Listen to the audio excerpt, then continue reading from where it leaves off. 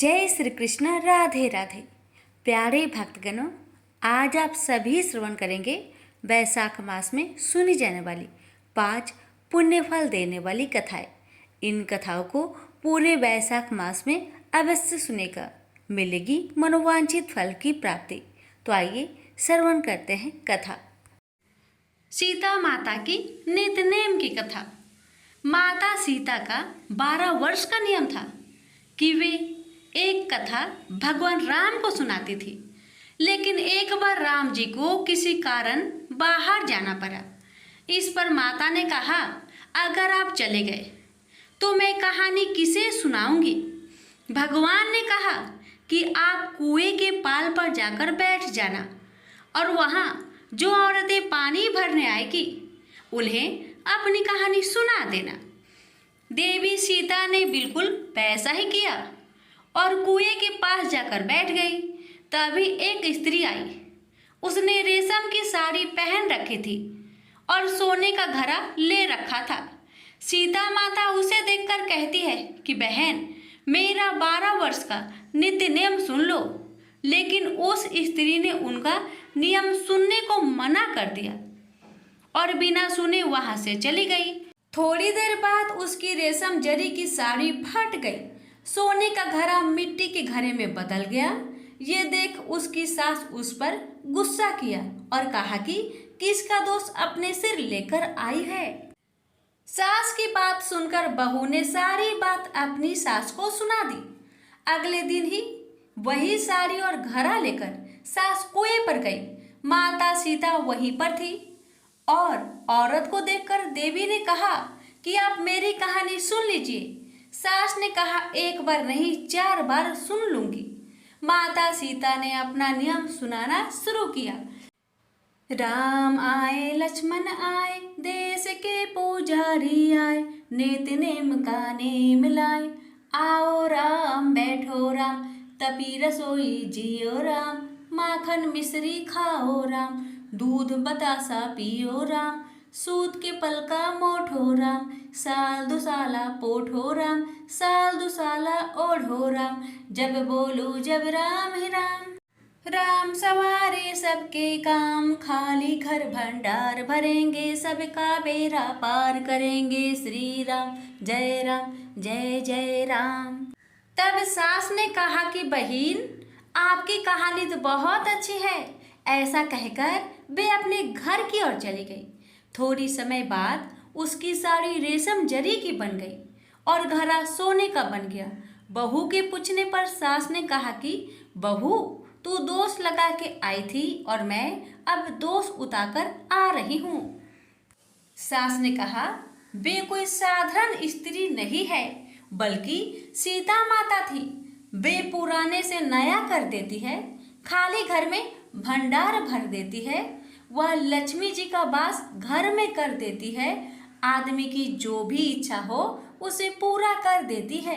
बहू के कहने पर सास ने वही कहानी उसे भी सुना दी और ऐसे ही पूरे मोहल्ले में नित्य नेम की कथा चल पड़ी।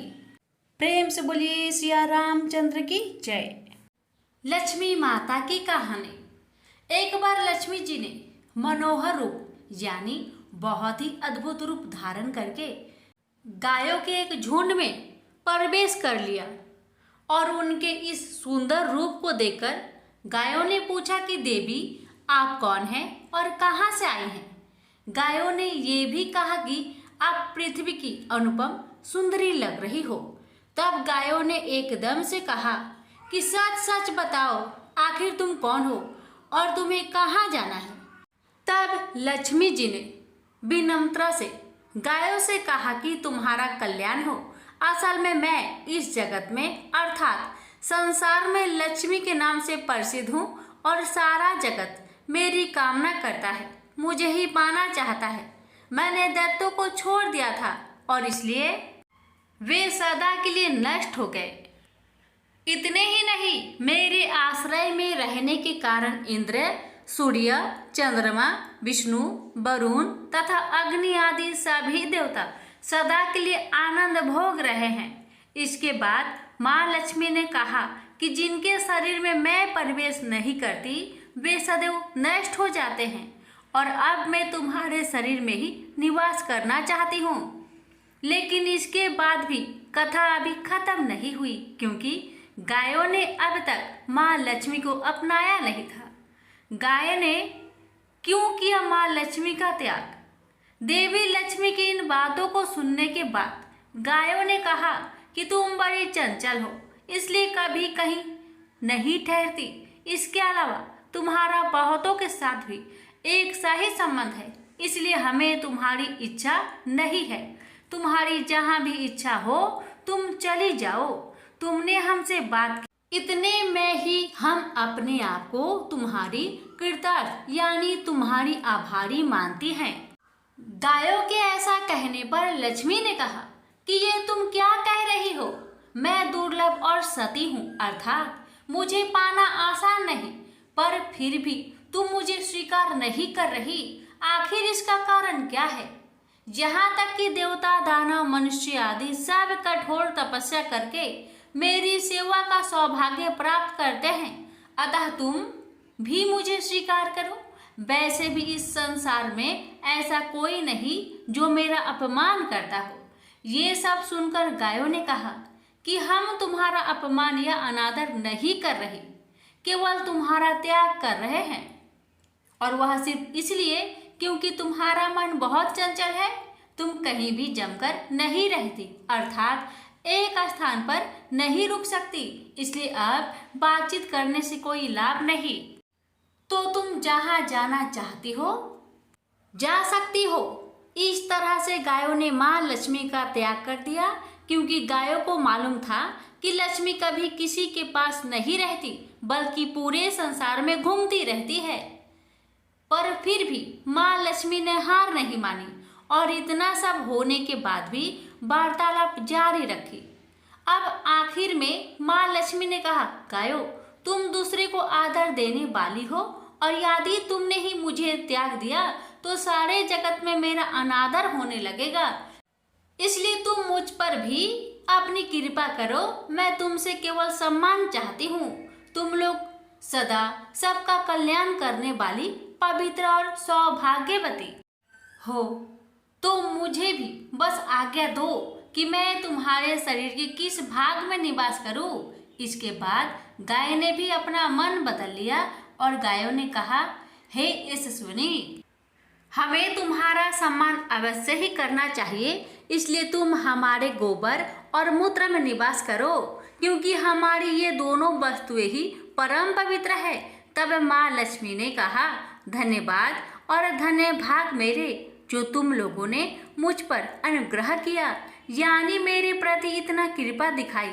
मैं अवश्य ऐसा ही करूंगी। मैं सदैव तुम्हारे गोबर और मूत्र में ही निवास करूंगी। सुखदायिनी गायों, अर्थात सुख देने वाली गायों, तुमने मेरा मान रख लिया, अतः तुम्हारा भी कल्याण हो। बस यही वचन है कि गाय की इन दोनों वस्तुओं को लक्ष्मी का ही रूप समझा जाता है। प्रेम से बोलिए लक्ष्मी माता की जय।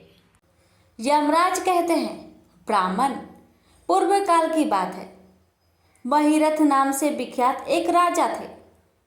उन्हें अपने पूर्व जन्म के पुण्य के फलस्वरूप प्रचुर ऐश्वर्य और संपत्ति प्राप्त हुई थी, परंतु राजा राज्य लक्ष्मी का सारा भार मंत्री पर रखकर स्वयं विषय भोग में आसक्त हो रहे थे।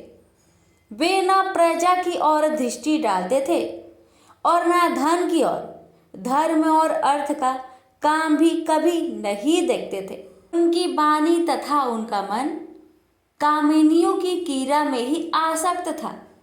राजा के पुरोहित का नाम कश्यप था। जब राजा को विषयों में रमते हुए बहुत दिन व्यतीत हो गए, तब पुरोहित ने मन में विचार किया, जो गुरु मोहबस राजा को अधर्म से नहीं रोकता, वह भी उसके पाप का भागी होता है। यदि समझाने पर भी राजा अपने पुरोहित के वचनों की अवहेलना करता है, तो पुरोहित निर्दोष हो जाता है। उस दशा में राजा ही सारे दोषों का भागी होता है। कश्यप बोले, राजन, मैं तुम्हारा गुरु हूँ, अतः धर्म और अर्थ से युक्त मेरे वचनों को सुनो। राजा के लिए यह सबसे बड़ा धर्म है कि वह गुरु की आज्ञा में रहे। गुरु की आज्ञा का अंशित पालन भी राजा की आयु, लक्ष्मी तथा सौख्य को बढ़ाने वाले हैं। तुमने दान के द्वारा कभी ब्राह्मणों को तृप्त नहीं किया है, भगवान श्री विष्णु की आराधना नहीं की, कोई व्रत तपस्या तथा तीर्थ भी नहीं किया। महाराज, कितने खेद की बात है कि तुमने काम के अधीन होकर कभी भगवान का नाम स्मरण नहीं किया। अबलाओं की संगत में पड़कर विद्वानों की संगति नहीं की। जिसका मन स्त्रियों ने हर लिया, उसे अपनी विद्या, तपस्या, त्याग, नीति तथा विवेकशील चित्त से क्या लाभ हुआ। एकमात्र धर्म ही सबसे महान और श्रेष्ठ है, जो मृत्यु के बाद भी साथ जाता है। शरीर के उपभोग में आने वाली अन्य जितनी वस्तुएं हैं, वे सब यही नष्ट हो जाती है। धर्म की सहायता से ही मनुष्य दुर्गति से पार होता है। राजेंद्र, क्या तुम नहीं जानते, मनुष्य के जीवन का विलास जल की उत्ताल तरंगों के समान चंचल एवं अनित्य है। जिनके लिए विनय की पगड़ी और मुकुट है, सत्य और धर्म की कुंडल है तथा त्याग ही कंगन है, उन्हें जड़ आभूषणों की क्या आवश्यकता है। मनुष्य के निर्जीव शरीर को काट और ढेले के समान पृथ्वी पर फेंक उसके बंधु बांधव मुंह फेर कर चल देते हैं। केवल धर्म ही उसके पीछे पीछे जाता है। सब कुछ जा रहा है। आयु प्रतिदिन छीन हो रही है तथा यह जीवन भी लुप्त होता जा रहा है। ऐसी अवस्था में भी तुम उठकर भागते क्यों नहीं। स्त्री, पुत्र आदि कुटुंब, शरीर तथा द्रव संग्रह ये सब पराये हैं, अनित्य है, किंतु पुण्य और पाप अपने हैं। जब एक दिन सब कुछ छोड़कर तुम्हें विवशता पूर्वक जाना ही है, तो तुम अनर्थ में फंसकर अपने धर्म का अनुष्ठान क्यों नहीं करते। मरने के बाद उस दुर्गम पथ पर अकेले कैसे जा सकोगे, जहाँ न ठहरने के लिए स्थान, न खाने योग्य अन्न, न पानी, न राह खर्च और न राह बताने वाला कोई गुरु ही है। यहाँ से प्रस्थान करने के बाद तुम्हारे पीछे कुछ भी नहीं जाएगा। केवल पाप और पुण्य जाते समय तुम्हारे पीछे पीछे जाएंगे। अतः तुम आलस्य छोड़कर वेदों तथा स्मृतियों में बताए हुए देश और कुल के अनुरूप हितकारक कर्म का अनुष्ठान करो। धर्म मूलक सदाचार का सेवन करो। धर्म और काम भी यदि धर्म से रहित हो तो उनका परित्याग कर देना चाहिए। दिन रात इंद्रिय विजय रूपी योग का अनुष्ठान करना चाहिए, क्योंकि जितेंद्रिय राजा ही प्रजा को अपने बस में रख सकता है। लक्ष्मी अत्यंत प्रगल्भ रमणी के कटाक्ष के समान चंचल होती है। विनय रूपी गुण धारण करने से ही वह राजाओं के पास दीर्घ काल तक ठहरती है। जो अत्यंत कामी और घमंडी है, जिनका सारा कार्य बिना विचारे ही होता है, उन मूढ़ चेता राजाओं की संपत्ति उनकी आयु के साथ ही नष्ट हो जाती है। व्यसन और मृत्यु, इनमें व्यसन को ही कष्टदायक बताया गया है। व्यसन में पड़े हुए राजा की अधोगति होती है और जो व्यसन से दूर रहता है वह स्वर्ग लोक में जाता है। व्यसन व दुख विशेषतः काम से ही उत्पन्न होते हैं। अतः काम का परित्याग करो। पापों में फंस जाने पर वैभव एवं भोग स्थिर नहीं रहते, वे शीघ्र ही नष्ट हो जाते हैं। चलते, रुकते, जागते और सोते समय भी जिसका चित्त विचार में संलग्न नहीं रहता, वह जीते जी मरे तुल्य है। विद्वान पुरुष विषय चिंता छोड़कर समतापूर्ण स्थित एवं व्यवहारिक युति से परामर्श का साधन करते हैं। जीव का चित्त बालक की भांति चपल होता है। अतः उससे बलपूर्वक काम लेना चाहिए। राजन, धर्म के तत्वदर्शी वृद्ध पुरुषों की बुद्धि का सहारा ले पराबुद्धि के द्वारा अपने कुपथगामी चित्त को बस में करना चाहिए। लौकिक धर्म, मित्र, भाई बंधु, हाथ पैरों को चलाना, देशांतर में जाना, शरीर से कलेश उठाना तथा तीर्थ के लिए यत्न करना यदि कोई परम पद प्राप्ति में सहायता नहीं कर सकते, केवल परमात्मा में मन लगाकर उनका नाम जप करने से ही उस पद की प्राप्ति होती है। इसलिए राजन, विद्वान पुरुष को उचित है कि वह विषयों में प्रवृत्त हुए चित्त को रोकने के लिए यत्न करे। यत्न से वह अवश्य ही बस में हो जाता है। यदि मनुष्य मोह में पड़ जाए, स्वयं विचार करने में असमर्थ हो जाए, तो उसे विद्वान सुहृदों के पास जाकर प्रश्न करना चाहिए। वे पूछने पर यथोचित कर्तव्य का उपदेश देते हैं। कल्याण की इच्छा रखने वाले को हर एक उपाय से काम और क्रोध का निग्रह करना चाहिए, क्योंकि वे दोनों कल्याण का विघात करने के लिए उद्धत रहते हैं। राजन, काम बड़ा बलवान है। वह शरीर के भीतर रहने वाला महान शत्रु है। श्रेय की अभिलाषा रखने वाले पुरुष को उसके अधीन नहीं बोलना चाहिए। अतः विधि पूर्वक पालन किया हुआ धर्म ही सबसे श्रेष्ठ है। इसलिए तुम धैर्य धारण करके धर्म का ही आचरण करो। यह श्वास बड़ा चंचल है, जीवन उसी के अधीन है। ऐसी स्थिति में भी कौन मनुष्य धर्म का आचरण में विलंब करेगा? राजन, जो वृद्ध अवस्था को प्राप्त हो चुका है, उसका चित्त भी इन निषिद्ध विषय की ओर से नहीं हटता। हाय, यह कितने शोक की बात है।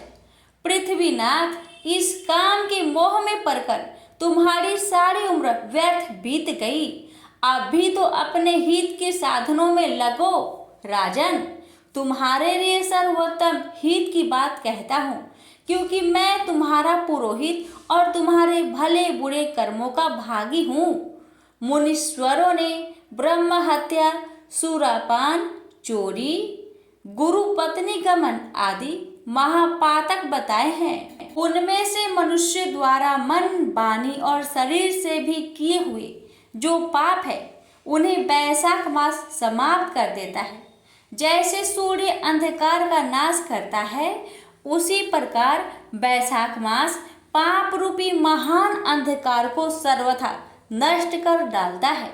इसलिए तुम विधि पूर्वक वैशाख व्रत का पालन करो। राजन, मनुष्य वैशाख मास की विधि का अनुष्ठान द्वारा होने वाले पुण्य के प्रभाव से जन्म भर के लिए किए हुए घोर पापों का परित्याग करके परम धाम को प्राप्त होता है। इसलिए महाराज, तुम भी इस वैशाख मास में प्रातः स्नान करके विधि पूर्वक भगवान मधुसूदन की पूजा करो। जिस प्रकार कूटने छाटने की क्रिया से चावल की भूसी छूट जाती है, माजने से तांबे की कालिख मिट जाती है, उसी प्रकार शुभ कर्म का अनुष्ठान करने से पुरुष के अंतकरण का मल धुल जाता है। राजा ने कहा, सौम्य स्वभाव वाले गुरुदेव, आपने मुझे वह अमृत पिलाया जिसका अभिभर्य समुद्र से नहीं हुआ है।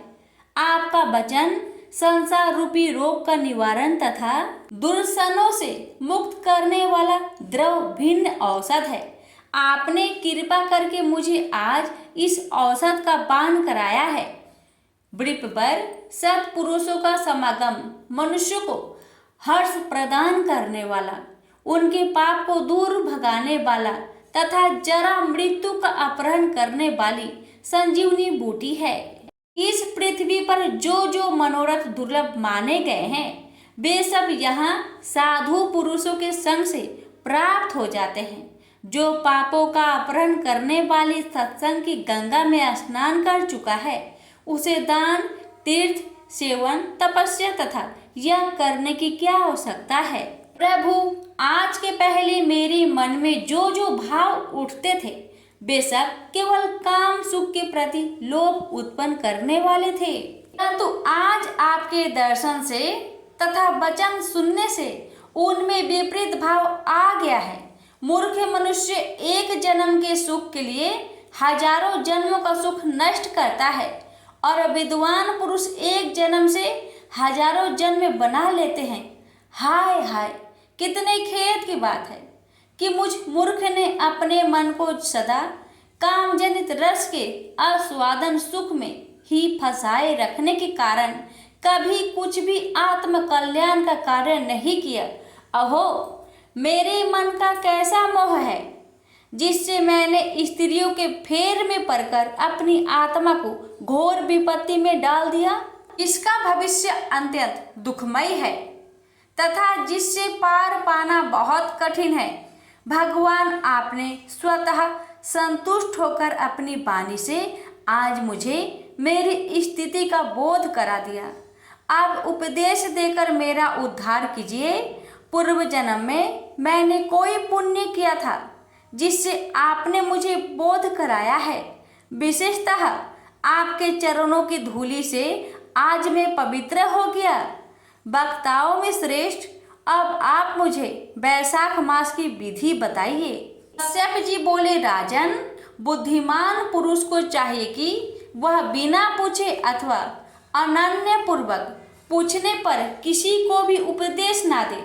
लोक में जानते हुए भी जरूरत अनजान की भांति आचरण करे, परंतु विद्वानों, शिष्यों, पुत्रों तथा श्रद्धालु पुरुष को उनके हित की बात कृपा पूर्वक बिना पूछे भी बतानी चाहिए। राजन, इस समय तुम्हारा मन धर्म में स्थित हुआ है, अतः तुम्हें वैशाख स्नान के उत्तम व्रत का पालन कराऊंगा। तदंतर पुरोहित कश्यप ने राजा महिरथ से वैशाख मास में स्नान दान तथा पूजन कराया। शास्त्रों में वैशाख स्नान की जैसी विधि उन्होंने देखी थी उसका पूरा पूरा पालन कराया।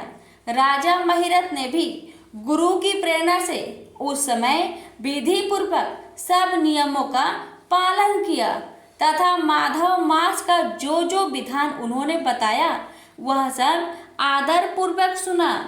उन नृप श्रेष्ठ ने प्रातःकाल स्नान करके भक्ति भाव के साथ पाद्य और अर्घ्य आदि देकर श्री हरि का पूजन किया तथा नैवेद्य भोग लगाया। यमराज कहते हैं, ब्राह्मण, तत्पश्चात राजा के ऊपर काल की दृष्टि पड़ी। अधिक मात्रा में रति का सेवन करने से उन्हें क्षय रोग हो गया था जिससे उनका शरीर अत्यंत दुर्बल हो गया। अंत तोग तत्वा उनकी मृत्यु हो गई। उस समय मेरे तथा भगवान विष्णु के दूत भी उन्हें लेने पहुँचे। विष्णु दूतों ने ये राजा धर्मात्मा है यूं कहकर मेरे सेवकों को डांटा और स्वयं राजा को विमान पर बैठाकर वे बैकुंठ लोक में ले गए। वैशाख मास में प्रातःकाल स्नान करने से राजा का पातक नष्ट हो चुका था। भगवान विष्णु के दूत अत्यंत चतुर होते हैं। वे भगवान की आज्ञा के अनुसार राजा महिरथ को नरक मार्ग से निकट से ले चले। जाते जाते राजा ने नरक में पकाए जाने के कारण घोर चित्कार करने वाली नारकियों जीवों का आर्तनाद सुना। कहार में डालकर औटाए जाने वाले पापियों का क्रुदन बड़ा भयंकर था। सुनकर राजा बड़ा विस्मय हुआ।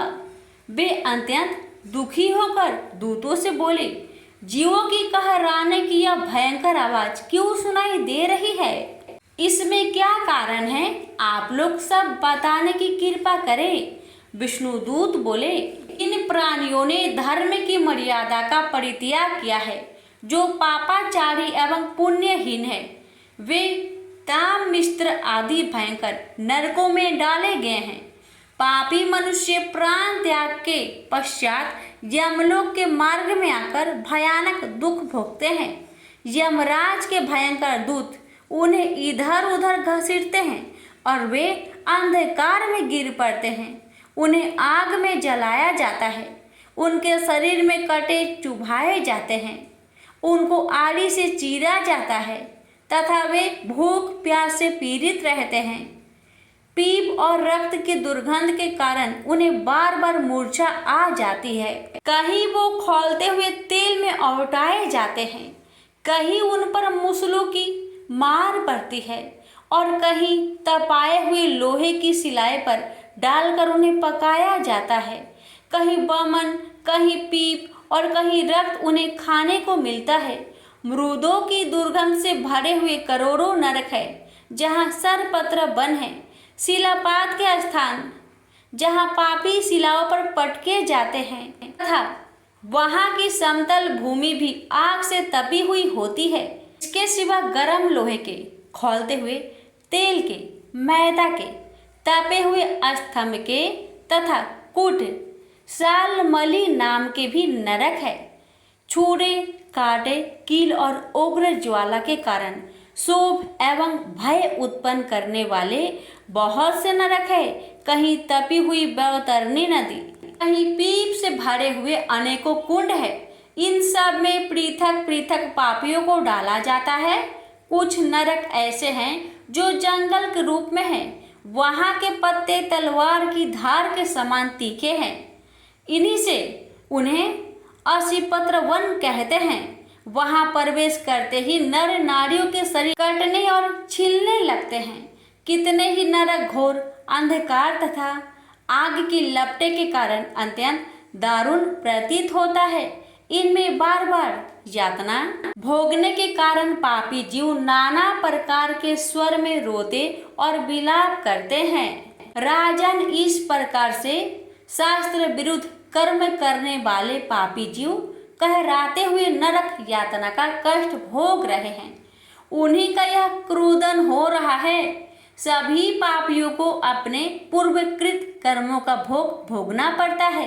पराई स्त्रियों का संग प्रसन्नता के लिए किया जाता है, किंतु वास्तव में वह दुखी देने वाला होता है। 2 घड़ी तक किया हुआ विषय सुख का आस्वादन अनेक कल्पों तक दुख देने वाला होता है। राजेंद्र, तुमने वैशाख मास में व्रता स्नान किया है। उसकी विधि का पालन करने से तुम्हारा शरीर पावन बन गया है। उससे छूकर बहने वाली वायु का स्पर्श पाकर ये क्षण भर के लिए सुखी हो गई है। तुम्हारे तेज से इन्हीं बड़ी तृप्ति मिल रही है। इसी से अब ये नरक व्रती जीव कहराना छोड़कर चुप हो गए। पुण्यवानों का नाम भी यदि सुना या उच्चारण किया जाए तो वह सुख का साधक होता है तथा उसे छूकर चलने वाली वायु भी शरीर में लगने पर बड़ा सुख देती है। यमराज कहते हैं, करुणा के सागर राजा महिरथ अद्भुत कर्म करने वाले भगवान श्री विष्णु के दूतों की उपयुक्त बात सुनकर द्रवित हो उठे। निश्चय ही साधु पुरुषों का हृदय मक्खन के समान होता है। जैसे नवनीत आग की आंच पकाकर पिघल जाता है, उसी प्रकार साधु पुरुषों का हृदय भी दूसरों के संताप से संतप्त होकर द्रवित हो उठता है। उस समय राजा ने दूतों से कहा। राजा बोले, इन्हें देखकर मुझे बड़ी व्यथा हो रही है। मैं इन व्यथित प्राणियों को छोड़कर जाना नहीं चाहता। मेरी समझ में सबसे बड़ा पापी वही है जो समर्थ होते हुए भी वेदनाग्रस्त जीवों का शोक दूर न कर सके।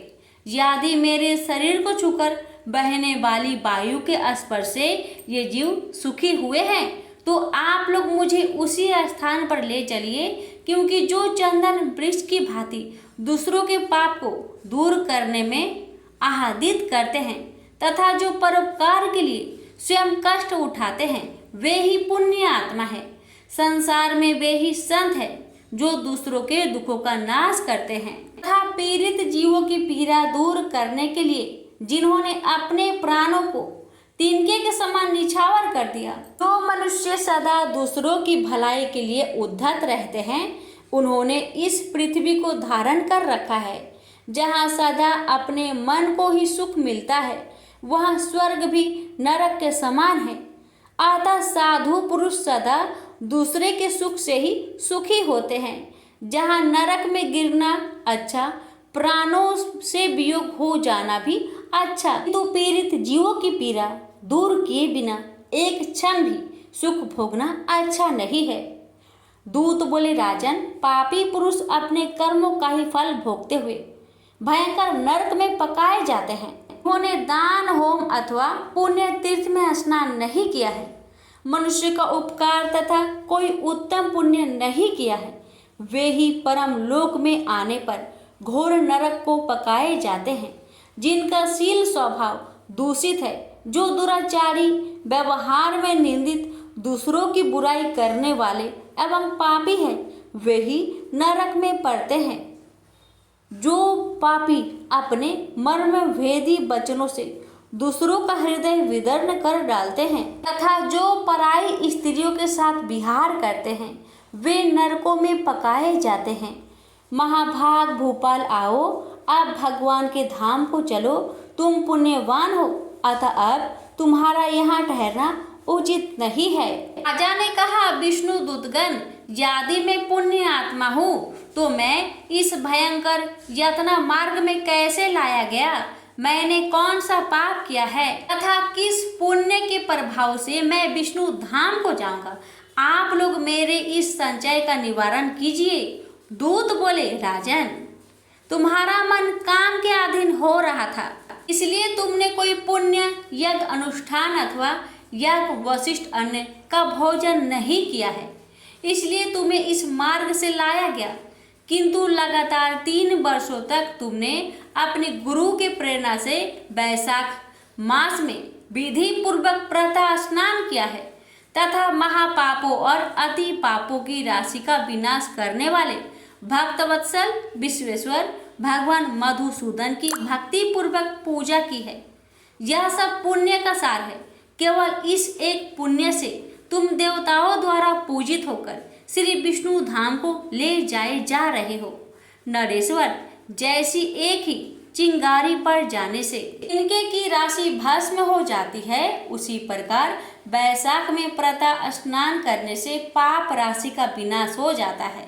तो वैशाख में शास्त्रोक्त नियमों से युक्त होकर स्नान करता है, वह हरिभक्त पुरुष अति पापों के समूह से छुटकारा पाकर विष्णु पद को प्राप्त होता है। यमराज कहते हैं, ब्राह्मण, तब दया सागर राजा ने उन जीवों के शोक से पीड़ित हो भगवान श्री विष्णु के दूतों से विनय पूर्वक कहा, साधु पुरुष प्राप्त हुए ऐश्वर्य का, गुणों का तथा पुण्य का यही फल मानते हैं कि इनके द्वारा कष्ट में पड़े हुए जीवों की रक्षा की जाए। यदि मेरा कुछ पुण्य है तो उसी के प्रभाव से ये नरक में पड़े जीव निष्पाप होकर स्वर्ग को चले जाए और मैं इनकी जगह नरक में निवास करूंगा। राजा के ऐसे वचन सुनकर श्री विष्णु के मनोहर दूत उनके सत्य और उदारता पर विचार करते हुए इस प्रकार बोले, राजन, इस दया रूप धर्म के अनुष्ठान से तुम्हारे संचित धर्म की विशेषक वृद्धि हुई है। तुमने वैशाख मास में जो स्नान, दान, जप, होम, तप तथा देव पूजन आदि कर्म किए हैं, वे अक्षय फल देने वाले हो गए हैं। जो वैशाख मास में स्नान दान करके भगवान का पूजन करता है, वह सब कामनाओं को प्राप्त होकर श्री विष्णु धाम को जाता है। एक और तप, दान और यज्ञ आदि की शुभ क्रियाएं एक और विधि पूर्वक आचरण में लाया हुआ वैशाख मास का व्रत हो तो यह वैशाख मास ही महान है। राजन, वैशाख मास के एक दिन का जो भी पुण्य है वह तुम्हारे लिए सब दानों से बढ़कर है। दया के समान धर्म, दया के समान तप, दया के समान दान और दया के समान कोई मित्र नहीं है। पुण्य का दान करने वाला मनुष्य सदा लाख गुना पुण्य प्राप्त करता है। विशेषतः तुम्हारी दया के कारण धर्म की अधिक वृद्धि हुई है। जो मनुष्य दुखित प्राणियों का दुख से उद्धार करता है वही संसार में पुण्य आत्मा है। उसे भगवान नारायण के अंश से उत्पन्न समझना चाहिए। वैशाख मास की पूर्णिमा को तीर्थ में जाकर जो तुमने सब पापों का नाश करने वाला स्नान, दान आदि पुण्य किया है, उसे विधिवत भगवान श्री हरि को साक्षी बनाकर 3 बार प्रतिज्ञा करके इन पापियों के लिए दान कर दो, जिससे ये नरक से निकलकर स्वर्ग को चले जाए। हमारा तो ऐसा विश्वास है कि पीड़ित जंतुओं को शांति प्रदान करने से जो आनंद मिलता है, उसे मनुष्य स्वर्ग और मोक्ष में भी नहीं पा सकता। सो मैं तुम्हारी बुद्धि, दया एवं दान में दृढ़ है। इसे देखकर हम लोगों को भी उत्साह होता है। राजन, यदि तुम्हें अच्छा जान पड़े तो अब बिना विलंब किए इन्हें वह पुण्य प्रदान करो जो नरक यातना के दुख को दग्ध करने वाला है। विष्णु दूतों के यूं कहने पर दयालु राजा महिरथ ने भगवान गदाधर को साक्षी बनाकर 3 बार प्रतिज्ञा पूर्वक संकल्प करके उन पापियों के लिए अपन पुण्य अर्पण किया। वैशाख मास के एक दिन के ही पुण्य का दान करने पर वे सभी जीव यम यातना के दुख से मुक्त हो गए और फिर अत्यंत हर्ष में भरकर वे श्रेष्ठ विमान पर आरूढ़ हुए और राजा की प्रशंसा करते हुए उन्हें प्रणाम करके स्वर्ग को चले गए। इस दान से राजा को विशेष पुण्य की प्राप्ति हुई। मुनियों और देवताओं का समुदाय उनकी स्तुति करने लगा तथा वे जगदीश्वर श्री विष्णु के पार्षद द्वारा अभिवंदित होकर उस परम पद को प्राप्त हुए जो बड़े बड़े योगियों के लिए भी दुर्लभ है। द्विज श्रेष्ठ, यह वैशाख मास और पूर्णिमा का कुछ महात्म्य यहाँ थोड़े में बतलाया गया है। यह धन, यश, आयु तथा परम कल्याण प्रदान करने वाला है। इतना ही नहीं, इससे स्वर्ग तथा लक्ष्मी की भी प्राप्ति होती है। प्रशंसनीय महात्म्य अंतकरण को शुद्ध करने वाला और पापों को ढो डालने वाला है।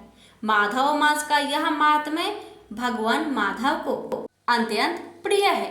राजा महिरथ का चरित्र और हम दोनों का संवाद सुनने, पढ़ने तथा विधि पूर्वक अनुमोदक करने से मनुष्य को भगवान की भक्ति प्राप्त होती है, जिससे समस्त कलेशों का नाश हो जाता है। सूत जी कहते हैं, धर्मराज की यह बात सुनकर वह ब्राह्मण ने प्रणाम करके चला गया। उसने भूतल पर प्रतिवर्ष स्वयं तो वैशाख स्नान की विधि का पालन किया ही, दूसरों से भी करवाया। यह ब्राह्मण और यम का संवाद मैंने आप लोगों से वैशाख मास के पुण्यमयी स्नान के प्रसंग में सुनाया है। इच्छित होकर वैशाख मास के महात्म्य का श्रवण करता है, वह सब पापों से मुक्त होकर श्री विष्णु के परम पद को प्राप्त होता है। प्रेम से बोलिए विष्णु भगवान की जय। एक संत बरसाना में रहते थे और हर रोज सुबह उठकर यमुना जी में स्नान करके राधा जी के दर्शन करने जाया करते थे। यह नियम हर रोज का था। जब तक राधा रानी के दर्शन नहीं कर लेते थे, तब तक जल भी ग्रहण नहीं करते थे। दर्शन करते करते तकरीबन उनकी उम्र 80 वर्ष की हो गई। आज सुबह उठकर रोज की तरह उठे और यमुना जी में स्नान किया और राधा रानी के दर्शन को चले गए। मंदिर के पट खुले और राधा रानी के दर्शन करने लगे। दर्शन करते करते संत के मन में भाव आया कि मुझे राधा रानी के दर्शन करते करते आज 80 वर्ष हो गए, लेकिन मैंने आज तक राधा रानी को कोई भी वस्त्र नहीं चढ़ाया। लोग राधा रानी के लिए कोई नारियल लाता है, कोई चुनरिया लाता है, कोई चूड़ी लाता है, कोई बिंदी लाता है, कोई साड़ी लाता है, कोई लहंगा चुनरिया लाता है, लेकिन मैंने तो आज तक कुछ भी नहीं चढ़ाया। यह विचार संत जी के मन में आया कि जब सभी मेरी राधा रानी के लिए कुछ न कुछ लाते ही हैं, तो मैं भी अपनी राधा रानी के लिए कुछ न कुछ लेकर जरूर आऊंगा। लेकिन क्या लाऊं जिससे मेरी राधा रानी खुश हो जाए? तो संत जी यह सोचकर अपने कुटिया में आ गए। सारी रात सोचते सोचते सुबह हो गई। उठे, उठकर स्नान किया और आज अपनी कुटिया में ही राधा रानी के दर्शन पूजन किए। दर्शन के बाद मार्केट में जाकर सबसे सुंदर वाला लहंगा चुनरिया का कपड़ा लाए और अपनी कुटिया में आकर अपने ही हाथों से लहंगा चुनरिया को सीला और सुंदर से सुंदर उस लहंगा चुनरिया में गोटा लगाए। जब पूरी तरह से लहंगा चुनरिया को तैयार कर लिया तो मन में सोचा कि इस लहंगा चुनरिया को अपनी राधा रानी को पहनाऊंगा तो बहुत सुंदर लगेगी मेरी राधा रानी। यह सोच करके आज संत जी उस लहंगा चुनरिया को लेकर राधा रानी के मंदिर को चले। मंदिर की सीढ़ियां चढ़ने लगे और अपने मन में सोच रहे हैं, आज मेरे हाथों के बनाए हुई लहंगा चुनरिया राधा रानी को पहनाऊंगा तो मेरी लाडली खूब सुंदर लगेगी। यह सोचकर जा रहे हैं। इतने में एक बरसाना की लड़की लाली आई और बाबा से कहती है, बाबा आज बहुत खुश हो, क्या बात है? बाबा बताओ ना। तो बाबा ने कहा, लाली आज मैं बहुत खुश हूँ। आज मैं अपने हाथों से राधा रानी के लिए लहंगा चुनरिया बनाया हूँ। इस लहंगा चुनरिया को राधा रानी जी को पहनाऊंगा और मेरी राधा रानी बहुत सुंदर दिखेगी। उस लाली ने कहा, बाबा मुझे भी दिखाओ ना अपने लहंगा चुनरिया कैसी बनाई है बाबा। लहंगा चुनरिया। लहंगा चुनरिया को देखकर वह लड़की बोली, अरे बाबा राधा रानी के पास तो बहुत सारी पोशाक है, ये पोशाक मुझे दे दो ना बाबा। तो महात्मा बोले कि बेटी तुमको मैं दूसरी बाजार से दिलवा दूंगा, ये तो मैं अपने हाथ से बनाकर राधा रानी के लिए लेकर आया हूँ। अब मैं जा रहा हूँ, तुमको और कोई दूसरा दिलवा दूंगा। लेकिन उस छोटी सी बालिका ने उस महात्मा का दुपट्टा पकड़ लिया। बाबा ये मुझे दे दो। पर संत भी जिद करने लगे कि दूसरी दिलवाऊंगा, ये नहीं दूंगा। लेकिन वो बच्ची भी इतनी तेज थी कि संत के हाथ से छुरा लहंगा चुनरिया को छीनकर भाग गई। अब तो बाबा को बहुत ही दुख लगा कि मैंने आज तक राधा रानी को कुछ नहीं चढ़ाया, लेकिन जब लेकर आया तो लाली लेकर भाग गई। मेरा तो जीवन ही खराब है, अब क्या करूँगा? यह सोचकर संत उसी सीढ़ियों में बैठे और रोने लगे। इतने में कुछ संत वहाँ आए और पूछा, क्या बात है बाबा, आप क्यों रो रहे हैं? तो बाबा ने उन संतों को पूरी बात बताई। संतों ने बाबा को समझाया और कहा कि आप दुखी मत हो, कल दूसरी लहंगा चुनरिया बना के राधा रानी को पहना देना। चलो राधा रानी के दर्शन कर लेते हैं। इस प्रकार संतों ने बाबा को समझाया और राधा रानी के दर्शन को लेकर चले गए। रोना तो बंद हुआ, लेकिन मन खराब था क्योंकि कामना पूरी नहीं हुई ना।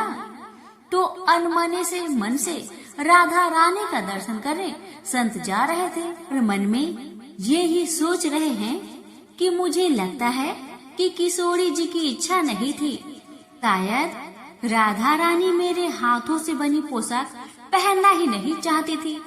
ऐसा सोचकर बड़े दुखी होकर जा रहे हैं। मंदिर आकर राधा रानी की पट खुलने का इंतजार करने लगे।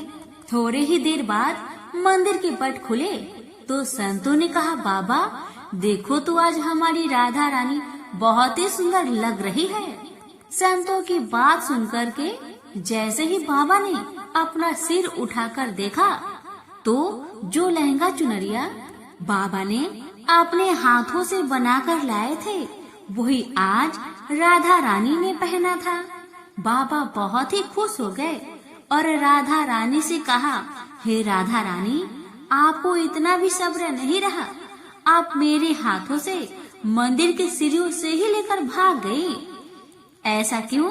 सर्वेश्वरी श्री राधा रानी ने कहा कि बाबा आपके भाव को देखकर मुझसे रहा नहीं गया, और ये केवल पोशाक नहीं है, इसमें आपका प्रेम है।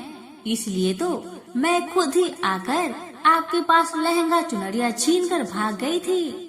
इतना सुनकर के बाबा भाव विभोर हो गए और बाबा ने उसी समय किशोरी जी का धन्यवाद किया। तो प्रेम से बोलिए राधा रानी की जय, श्री कृष्ण भगवान की जय। हे राधा रानी, जैसे आपने संत बाबा पर अपनी कृपा बरसाई, वैसे ही आपकी कथा कहने वाले, सुनने वाले, हुक्कारे भरने वाले सभी पर अपनी कृपा सदा बनाए रखना। प्रेम से बोलिए राधा रानी की जय, श्री कृष्ण भगवान की जय। आप श्रवण करेंगे सभी मनोकामना को पूर्ण करने वाली विष्णु भगवान की कथा। कथा को अधूरा न छोड़े, पूरा अवश्य सुनिएगा। प्राचीन समय की बात है, एक बार नारद जी अपने प्रभु श्री हरि विष्णु को बैकुंठ धाम में मिलने के लिए जा रहे थे। तब मार्ग में उन्होंने जाते जाते एक नीम का वृक्ष देखा, जिसकी छांव में बैठकर एक महात्मा जी ध्यान में लीन थे।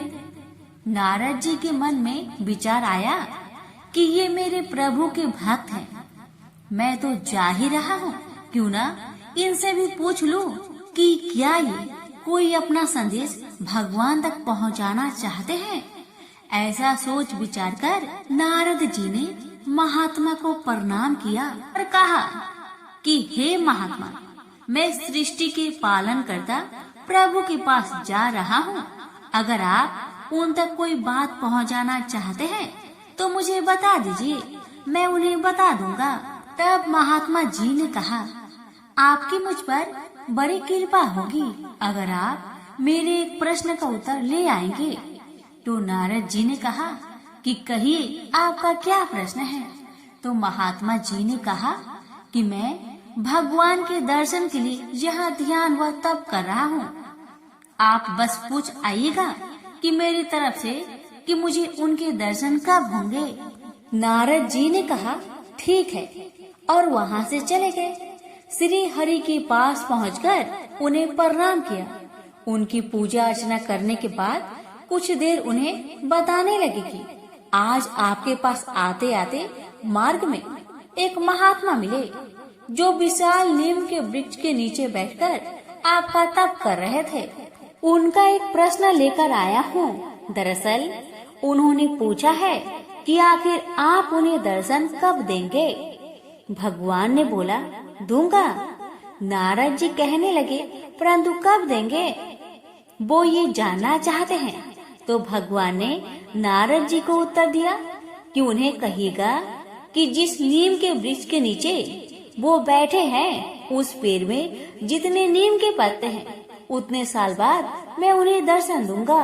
नारद जी यह उत्तर सुनकर आश्चर्य में पड़ गए। उन्हें बुरा लगा, परंतु अब वो अपने भगवान से कुछ कहते भी कैसे। हजारों करोड़ों पत्तों वाले उस नीम के वृक्ष का विचार करके नारद जी सोचने लगे कि अपने भक्त के साथ प्रभु का ऐसा विनोद।